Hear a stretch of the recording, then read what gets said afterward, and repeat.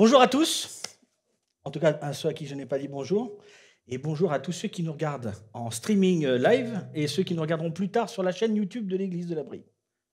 Dingue, hein, la modernité, tout ça. En tout cas, on s'en réjouit parce que du coup, des personnes qui sont au loin ou qui ne peuvent pas se déplacer, qui sont actuellement pas bien, malades après une opération ou autre, ce qui est le cas en fait, ils peuvent nous regarder. Bonjour. Voilà. Aujourd'hui, la série M. Vous savez, ça va peut-être remuer un peu. Enfin, sûrement en fait. Pour ceux qui connaissent la thématique de cette série, peut-être qu'il y a eu des conversations à la maison avant. Tu sais, chérie, en fait, il va falloir régler le gate en fait. En fait, chérie, tu sais, j'ai entendu dire qu'on va parler du mariage à l'église de la Brie, je trouve ça trop bien. Et normalement, le mari dit, ouais, c'est super, tu peux y aller prendre des notes. Et prends bien, et en plus, je crois qu'on pourra le voir en ligne, c'est super. Et donc là, généralement, la dame va dire plutôt, mais pourquoi tu dis ça? Ça t'intéresse pas, notre mariage? Mais si, évidemment. Et en fait, là, le gars, il est super mal, en fait, parce qu'il ne sait pas comment vraiment l'expliquer, ça. Parce que vous savez, mesdames, généralement, c'est des généralités, les hommes pensent au mariage comme vous pensez les voitures. On a envie que ça marche, nos bagnoles. Et en fait, nous, le mariage, on a envie que ça marche. On n'a pas envie de se prendre la tête pour savoir comment ça marche. Ça doit marcher. Pas besoin de comprendre, on veut que ça marche. Pas besoin d'apprendre toute la méthodologie, de lire le bouquin. Tant que ça marche, ça roule, c'est super, je continue. C'est comme ça que ça doit marcher. Et quand vous dites à celui qui est votre conjoint, vous lui dites « Ce serait super si on pouvait passer un peu de temps pour parler du mariage, un peu tous les deux et tout ça ». Vous savez, c'est l'équivalent de vous êtes en train de conduire, mesdames, par exemple, et d'un coup, à côté de vous, vous avez quelqu'un qui commence à s'exciter, qui fait « Chut, chut, baisse le son, baisse la radio ». Et tu dis « Baissez la radio ». T'entends? Est-ce que tu l'entends? De quoi? Ça roule, ça va. Mais tu l'entends, ce bruit? Il y a un bruit. Moi, je l'entends, le bruit. Et là, vous conduisez, et la seule chose que vous êtes en train de vous dire, et que vous dites à ce moment-là à celui qui est à votre droite excité, mais ça roule, tout va bien, ça tient. C'est souvent un peu comme ça que les maris pensent le mariage. Quelque part, on est capable de conduire super longtemps, et on devrait s'arrêter quand il y a une belle grosse panne, où ça casse vraiment presque dur, quoi. Hein. Et à ce moment-là, on va faire « Oh, il est peut-être temps d'en parler », ou on fait peut-être reprendre la voiture. Enfin, vous voyez, à la rigueur, c'est tellement compliqué de réparer au bout d'un moment quand on attend trop qu'on se dit autant faire reprendre la voiture, enfin le mariage. C'est un peu cette comparaison-là. Malheureusement, c'est une globalité, d'accord? Mais je crois que là, les femmes ont plus raison que les hommes. Il faut qu'on en parle.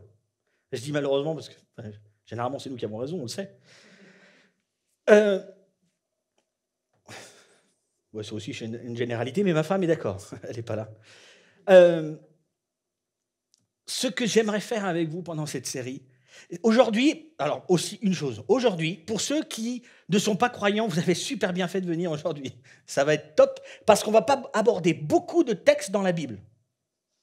Donc, vous n'avez pas besoin d'avoir des connaissances de dingue, tout ça. Vous avez juste besoin d'écouter, si vous avez envie d'écouter. D'accord? Pour ceux qui sont un peu plus...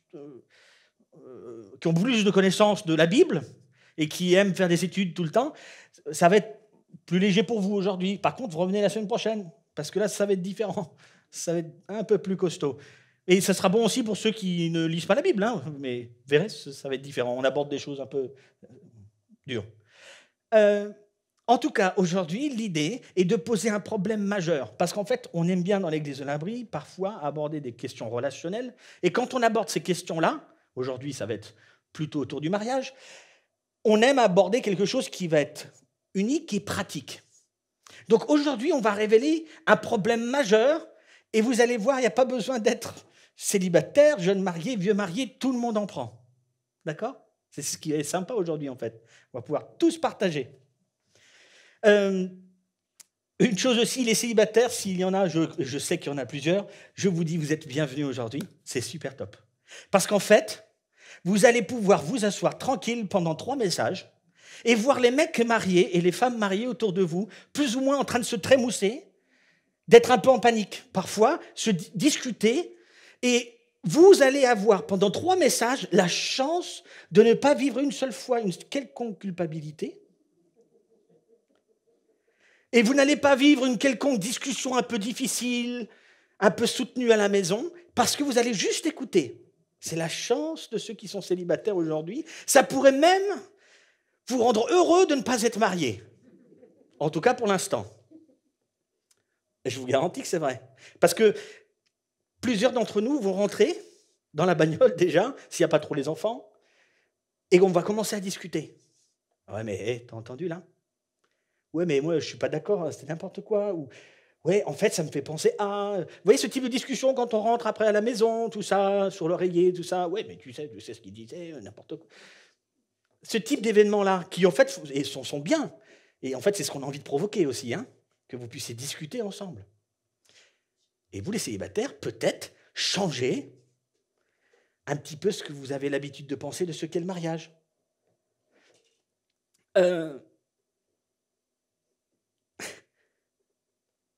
Ceux qui sont déjà mariés, ceux qui vont bientôt se marier, ceux qui sont fiancés, ceux qui imaginent peut-être un jour le faire, ou ceux qui disent jamais de la vie, en fait, souvent, quand on s'approche plutôt vers le mariage, on a tous des désirs, des souhaits et des rêves sur ce qu'est le mariage. D'où ma boîte là, avec écrit dessus « désir ».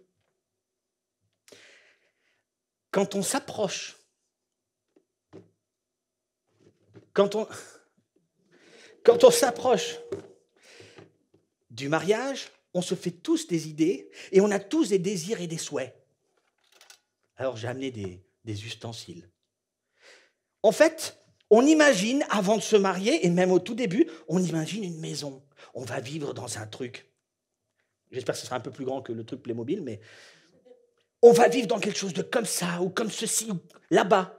C'est ce qu'on imagine, c'est notre désir le plus cher. Et on en parle ensemble, surtout avant. Avant, on parle beaucoup de ce qu'on va faire après. On imagine, nous, qui que ce soit d'ailleurs. Ça aurait pu être une petite Austin Mini Cooper rouge, vous savez, que les hommes aiment aussi.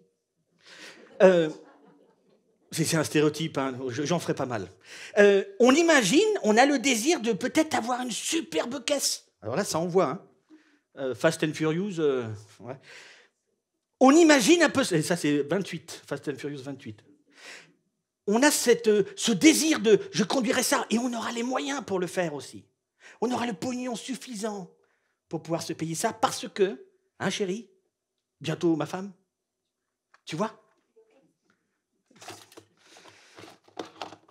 Ah oui, ça aussi. En fait, maman l'a toujours fait, donc j'ai vraiment désir que toi aussi... Enfin, en fait, papa, il était trop fort. Et mon désir le plus cher, c'est qu'après ce temps de discussion, quand on va être ensemble mariés, bah tu vois, papa aussi, il maîtrisait ça.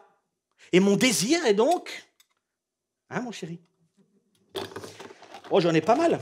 Ah, encore maman. Ah, ça c'est bon, ça. Parce que peut-être qu'un jour...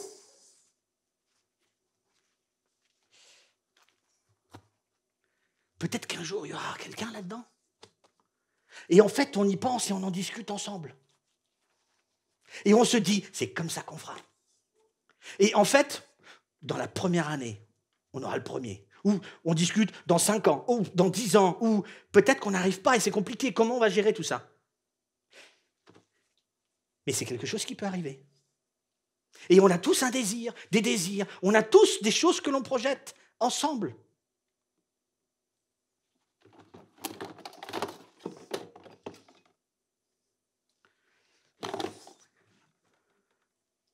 Vous avez compris l'idée? Ça va? On a tous des désirs de quelque chose, des rêves, des souhaits. Et vous savez, c'est pas mauvais en fait. C'est pas du tout mauvais. C'est même très bien d'avoir des désirs et des souhaits, des rêves, d'en discuter avant, ensemble. C'est super. Mais vous savez ce qui se passe? C'est que quand il y a toute cette caisse de désirs, là, et on marche dans l'allée centrale vers les officiels, là, il y a moi, c'est mes désirs à moi. C'est tout moi, ça. Le M comme moi. Parce qu'en fait, on va bâtir un petit peu notre couple sur mes désirs à moi. Alors, on en a discuté un peu ensemble aussi de certaines choses. Un peu. Mais c'est moi, hein? D'accord? Je sais ce que je veux, je sais ce que j'ai entendu. On me pousse aussi à réfléchir à ce que doit être le mariage. Moi. Moi, je sais ce que c'est. Moi. C'est mon désir à moi. Et en plus, lorsque j'ai vu les officiels là, devant, le pasteur, le curé, tout ce que vous voulez, le maire et tout, j'arrive, moi, avec mes désirs. Et elle est à côté de moi. Oui, je le veux. Oui, je le promets. Moi. C'est sûr. Vous allez comprendre, l'idée, elle n'est pas mauvaise, hein, mais vous allez comprendre ce qui se passe. C'est qu'au bout d'un moment, il y a un petit problème qui arrive. Parce que ce moi-là, au bout d'un moment, notre envie, c'est de commencer à le déplacer. On va changer de catégorie. Et on va commencer à faire comme ça. Moi, je sais que mon mari devra faire ça parce que papa le faisait. Moi, je sais que les enfants, moi, c'est dans les 2 ans parce qu'avant, je veux partir un peu partout avec ma femme. OK ? Donc, dans 2 ans, tu vas attendre, ma chérie, reste tranquille. Ça a été mon rêve pendant toute mon adolescence. C'est sûr qu'on va tout faire et j'aurai cette chance. D'accord? Et donc, on commence à tout déplacer dans une autre boîte. Et vous savez ce que c'est, cette boîte?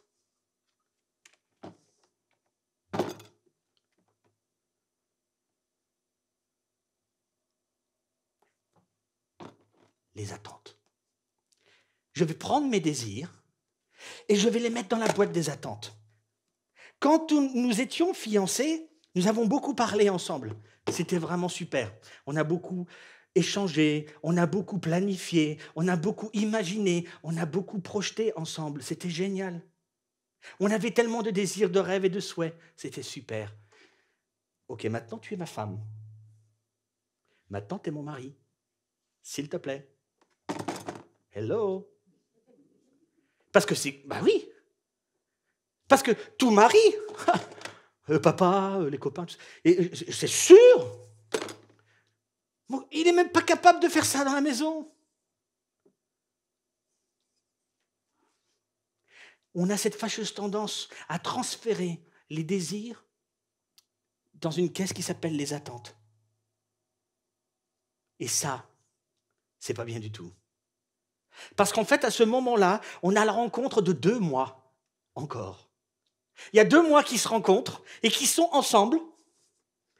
Et vous savez, ça frotte. Hop, hop, hop. C'est impressionnant. Parce que les deux ont des désirs. Les deux ont échangé aussi des choses avant, mais il y a aussi les choses qu'on ne dit pas parce que c'est comme ça.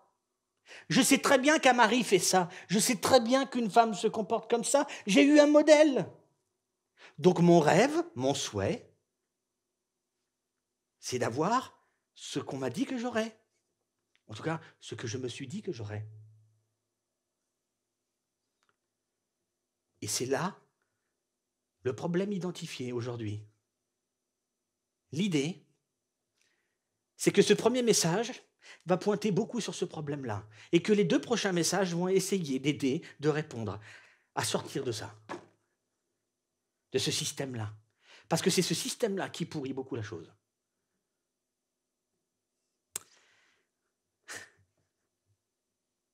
Je suis quand même content que vous soyez là. Hein. Sinon, je parlerais tout seul, ce serait dommage.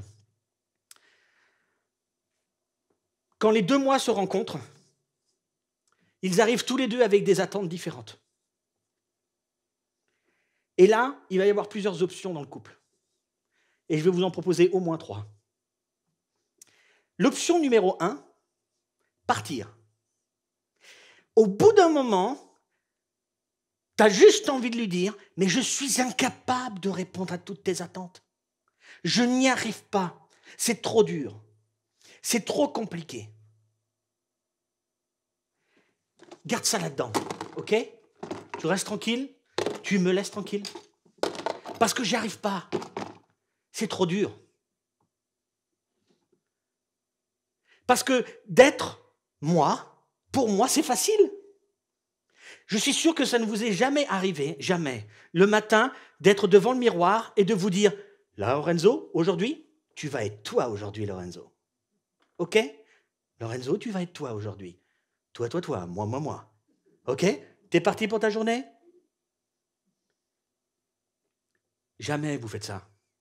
Par contre, c'est très compliqué pour Marie-Alice d'être moi et pour moi d'être Marie-Alice, ma femme. Super compliqué, hyper dur. Au bout d'un moment, à force de vouloir répondre, de devoir répondre aux attentes, au bout d'un moment, et on a une option, c'est de s'en aller.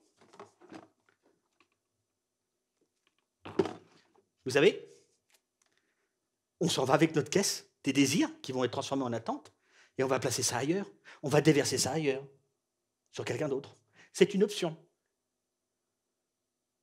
Je vous propose que la première option n'est pas la bonne non plus.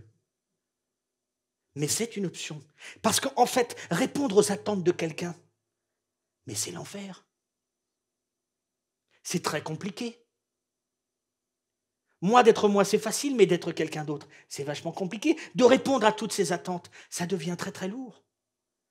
Option numéro 1. Option numéro 2. J'arrive, moi, avec mes désirs. Et je suis dans l'option conquérir. Vous savez ce que c'est l'option conquérir? C'est qu'un des deux partenaires dans le couple est beaucoup plus fort que le deuxième. Et son objectif, c'est de conquérir l'autre afin que l'autre puisse être moi. Mes attentes, mes désirs et mes attentes. Et donc, il va passer son temps à conquérir les attentes et les désirs de l'autre pour que l'autre devienne moi. Et au bout d'un moment, vous savez ce qui se passe? C'est que le mariage se passe bien. Ben oui, parce qu'elle répond à toutes mes attentes, ou il répond à toutes mes attentes, mais c'est nickel, mais c'est super. Mais vous savez ce qui se passe à force avec le temps? Le stress, la pression, c'est horriblement stressant de devenir quelqu'un d'autre, d'être complètement écrasé par l'autre. Vous savez, on le fait pour plusieurs raisons, par amour, par obligation, par manipulation, par abus, par devoir. Non, mais je dois répondre à ses attentes. Il y en a un qui est toujours plus fort que l'autre dans cette option-là, qui écrase l'autre. Et au bout d'un moment, vous savez ce qui se passe? L'autre, il pète les plombs. Parce que émotionnellement, même physiquement, on n'en peut plus. Stop. Temps mort. Je n'y arrive plus. Je suis foutu, je suis épuisé, je suis écrasé. Parce que c'est très facile d'être moi, mais c'est très compliqué d'être l'autre. Et à force, ça devient épuisant. Alors le conquérant, il retournera avec ses 2 caisses et il ira déverser ça à quelqu'un d'autre. La troisième option, et l'option certainement la plus commune, c'est l'option le compromis, pardon. L'option du compromis. Le compromis, c'est hyper facile, parce que vous allez voir, c'est beaucoup d'exemples en fait. Le compromis, c'est toi, tu as cette partie-là, moi j'ai celle-là. Ok, mon chéri, ma chérie, oui. Ok, tu payes ces factures, je paye ces factures-là. Tu as ces amis-là, j'ai ces amis-là. Ok? C'est comme ça que ça marche. J'ai mon espace, tu as ton espace. J'ai mes amis, tu as mes amis. Pas forcément se rencontrer. D'accord? Le compromis. Le compromis, c'est j'ai versé mes désirs, Moi, je répondrai à toutes tes attentes, mon chéri. Ma chérie, je répondrai à toutes tes attentes si tu réponds à mes attentes. Ça, c'est le compromis. Tu réponds à mes attentes, je répondrai aux tiennes. Vous savez, ces mariages compromis, ce sont non pas des mariages alliances, ce sont des mariages contrats de mariage. Je n'entends pas là-dessus le contrat de mariage selon la loi. Mais je veux dire, ce n'est pas une alliance. C'est je fais si tu fais. Si tu fais bien, je fais bien. Si tu fais mal, t'as compris. Hein? Ça, c'est le mariage contrat. Vous savez qu'il n'y a même pas un fondement biblique là-dessus? C'est incroyable. Parce que vous savez, et ça existe dans nos églises, il faut absolument sauver ce mariage. Il faut le sauver, il faut le garder, ce mariage. Absolument. Vous savez que ce n'est pas biblique, ça? Vous savez que l'alliance n'est pas l'alliance du mariage, mais c'est l'alliance de deux personnes. Et le mariage en est une expression. Il ne faut pas sauver le mariage. Il faut sauver le couple, les gens. Les deux personnes doivent se sauver, doivent se reconstruire. Parce que dans le compromis, on est chacun de notre côté, tu fais bien, je fais bien, si tu fais mal, je fais mal. Vous voyez un petit peu, et de temps en temps, on peut naviguer dans les trois options même. C'est ça qui est dingue.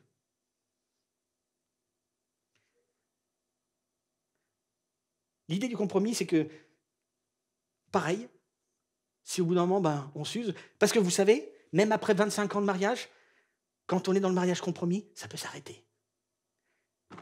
Parce qu'au bout d'un moment, j'en ai marre maintenant, je suis épuisé, non, je n'ai pas envie de répondre à tes attentes, tu me gonfles. Et ça peut arriver après 30 ans. C'est incroyable. Parce que le mariage est devenu un contrat, n'est pas devenu une alliance entre des gens.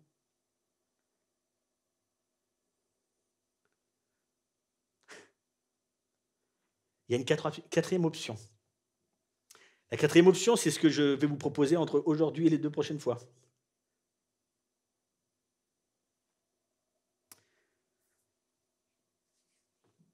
Il y a l'option d'essayer de passer ce qu'il y a dans la caisse d'attente dans l'autre. Ça, ce serait l'idéal. L'idéal serait de vider ça. Ça, ce serait génial. Parce que vous savez une chose qui est impossible, c'est de vider ça. Ça, on ne peut pas le virer. Ce n'est pas l'idée du tout. C'est à garder ça. Vous savez que tout le problème n'est pas ça. Le problème, c'est de prendre ça et de les mettre dans les attentes. C'est ça le problème. Ça, c'est une très bonne chose. Les désirs. Je souhaite, j'ai des rêves, j'ai des désirs je souhaiterais tellement que. C'est ce que j'ai au plus profond de moi-même. Et il y a beaucoup de rêves, de souhaits, de désirs que l'on a qui sont tout à fait légitimes. Énormément sont légitimes. Énormément sont des choses même que Dieu lui-même souhaite pour nous. Le désir d'être reconnu, le désir d'être compris par l'autre, le désir d'être aimé, le désir d'intimité, le désir de relations sexuelles faisant partie de l'intimité, le désir d'être désiré. Ça, c'est des bonnes choses. C'est excellent. Ça, ce n'est pas à éteindre. Ce qu'il ne faut pas faire, c'est ça. Parce que dès lors où vous prenez les désirs et que vous les renversez, vous les mettez sur l'épaule de l'autre, sur les épaules de l'autre, alors là, il y a un problème. Parce que ces désirs-là ne sont plus de saints bons désirs, ce sont juste des choses que j'attends. C'est un contrat. Et vous savez dans quoi on passe à ce moment-là? On passe dans une relation, non pas de mariage, mais dans une relation de prêteur-débiteur. Quand on est là. Prêteur-débiteur, vous comprenez? Il y a quelqu'un qui vous prête et vous devez de l'argent, ou vous devez quelque chose à l'autre. C'est ça l'idée. Parce que si tu réponds aux attentes, vous savez le plus gros problème ce que c'est ce que nous allons aborder dans les 2 prochains messages aussi. On élimine des choses qui sont essentielles dans le couple. La gratitude et le service. Remercier, service. Vous savez une chose, lorsqu'on est dans une relation prêteur-débiteur, on n'a pas besoin de remercier. Tu t'es bien occupé des enfants, mais c'est super. Ah, c'est excellent. Très très bien. T'as pas le choix. Eh, c'est bien. Normal. Tu t'occupes bien de ça, mais c'est normal. Je ne vais pas te remercier, je ne vais pas te dire merci, je ne vais pas te faire une fête parce que tu as bien fait ce que j'attendais que tu fasses.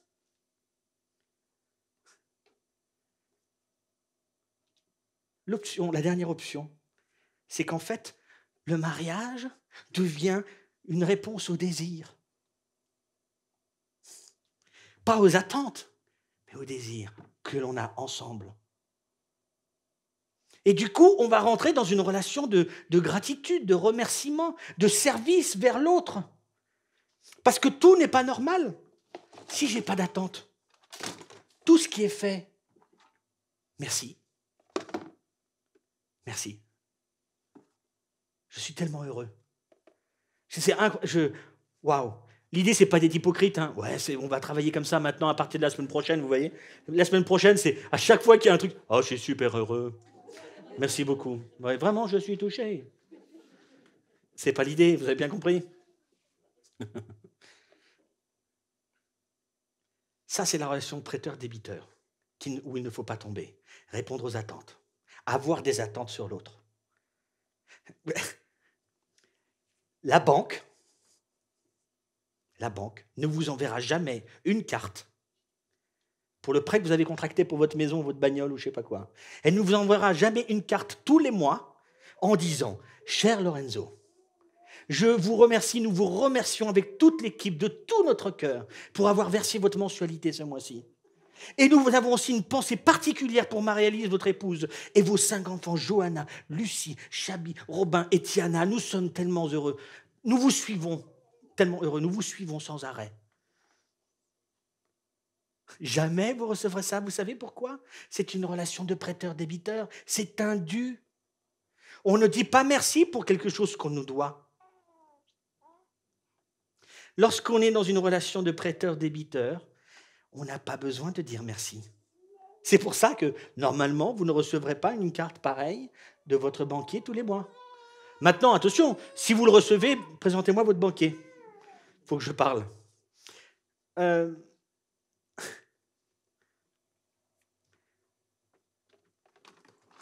Notre solution, c'est tout ce que j'ai ici, de les mettre ici. Et c'est très compliqué. C'est extrêmement difficile. Parce qu'on ne sait pas vraiment où on part. Et vous savez, il n'y a pas besoin d'avoir un nombre de mariages ou pas. Ce qui est intéressant avec tout ça, c'est que ceux qui ont déjà été mariés et qui sont allés comme ça, avec leur boîte de désir, là, et qui ont balancé dans les attentes, vous voyez, en fait, très souvent, le deuxième mariage ressemble au premier. Parce qu'on n'a toujours pas changé le système. Tiens, c'est comme ça que ça doit marcher. Et l'autre se retrouve avec la même chose. Oh!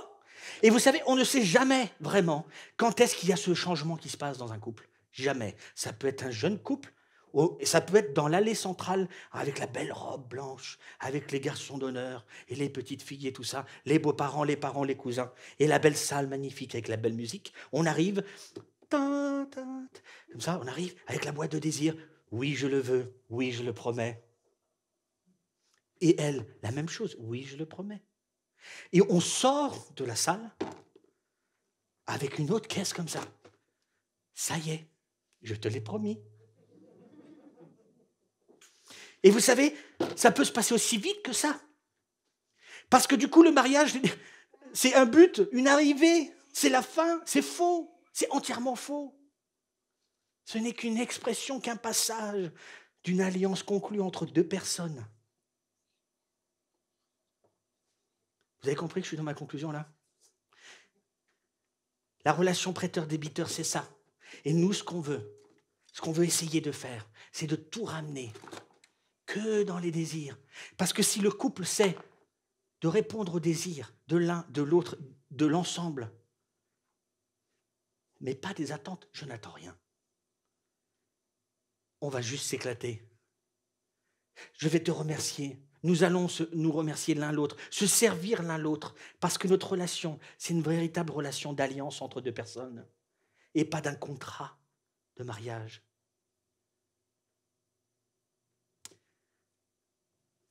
Pour les couples, j'ai un défi pour cette semaine. Je ne sais pas si vous êtes prêts. Pour ceux qui ne sont pas couples, vous avez le même défi. L'idée, c'est que tout le monde ait ces défis de réfléchir, de se poser une question.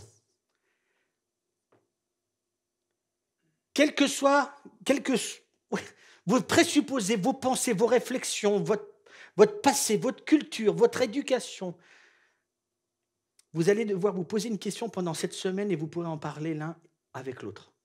La question à laquelle vous devez répondre est celle-ci. Vous allez avoir une réponse tout de suite au moment où je vais le dire, en fait. Vous allez tout de suite avoir des réponses, mais on s'en fiche. Vous les gardez pour vous pendant votre semaine. Vous allez explorer cette question en regardant l'un et l'autre, en vous regardant mutuellement, en échangeant, en discutant, en allant vous coucher. Si vous êtes célibataire, ne vous échappez pas. Vous allez avoir cette réflexion de ce que vous pouvez attendre, vous, de l'autre, après, plus tard, futur. La question est très simple. Qu'est-ce que votre femme vous doit ? Qu'est-ce que votre mari vous doit ? Il me doit ceci parce que nous sommes mariés. Elle me doit cela parce que nous sommes mariés. Vous allez devoir répondre à cette question pendant cette semaine. Si vous avez envie, si vous n'avez pas envie, vous pouvez tout jeter à la poubelle, pas de problème. Je vous propose d'avoir ce travail à faire cette semaine, de juste vous poser la question, qu'est-ce qu'elle vous doit ? Est-ce qu'elle vous doit quelque chose ? Oui ? Répondez, faites-vous une liste pour vous-même. On ne ramasse pas des copies à la fin de la semaine, hein. C'est une réflexion pour vous. Si vous êtes célibataire, ayez cette réflexion. Qu'attendriez-vous d'eux ? Répondez à ça. Posez-vous la question. Ceux qui sont redevenus célibataires, posez-vous la question d'avant. Posez-vous la question de maintenant pour après. Que me doit-elle ? Que me doit-il ? J'aimerais vous laisser une chose pour aujourd'hui, à part ce travail. Un texte dans la Bible. Pas beaucoup ouvert, je vous avais promis que je ne l'ouvrirais pas beaucoup. Pour moi, s'il y a une chose que vous devez garder d'aujourd'hui, c'est ça. Et ça va parler pas mal de les autres. Le premier autre autour de moi, c'est ma femme. Ne faites donc rien par esprit de rivalité ou par un vain désir de vous mettre en avant. Au contraire, par humilité, considérez les autres comme plus importants que vous-même. Et que chacun regarde non ses propres qualités, mais celles des autres. On va remettre le passage, j'aimerais le relire de nouveau. Ne faites donc rien par esprit de rivalité ou par un vain désir de vous mettre en avant. Au contraire, par humilité, considérez les autres comme plus importants que vous-même. Et que chacun regarde non ses propres intérêts, ses propres qualités, mais celles des autres.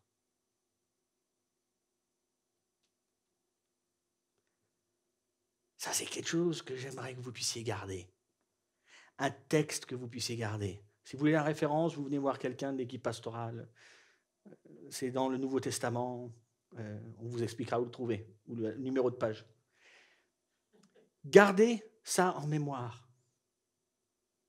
Je considère les intérêts de l'autre plus que les miens. Forcément. Pardon, ma chérie, pardon Marie-Alice, faut que j'essaie de faire ça. C'est super balèze. Il faut que je considère mes intérêts supérieurs à ceux de ma femme. C'est ça ? Non, je ne crois pas. Hein. Derrière la caméra, ils font non. Je considère ses intérêts supérieurs aux miens. Ça, là, non, il faut que je l'écarte de nous, de notre couple. Il faut que je travaille là-dessus, avec elle, avec lui. J'aimerais juste prier pour finir ce moment.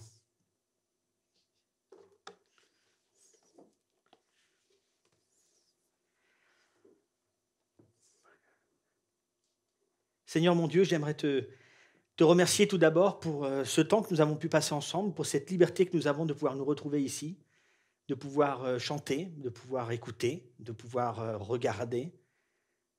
J'aimerais te remercier aussi pour ces quelques mots que nous venons de lire, que nous pouvons trouver dans ta parole. J'aimerais aussi te prier pour cette question que l'on doit se poser, chacun. Qu'est-ce que ma femme me doit? Qu'est-ce que mon mari me doit? Qu'est-ce que celui avec qui je pourrais m'imaginer construire quelque chose? Que me devra-t-il? Aide-nous, aide-moi à éliminer au maximum ces attentes que j'ai. Que l'on puisse toujours vivre dans l'accomplissement de ses désirs, cette alliance entre elle et moi, entre moi et lui. Aide-nous à vivre cette alliance de personnes exprimée dans le mariage. Je te remercie aussi pour ce temps que nous avons eu aujourd'hui encore, qui nous fait du bien. On te prie aussi pour cette soirée, cette semaine qui reprend, que tu puisses accompagner chacun. Au nom de Jésus-Christ, amen.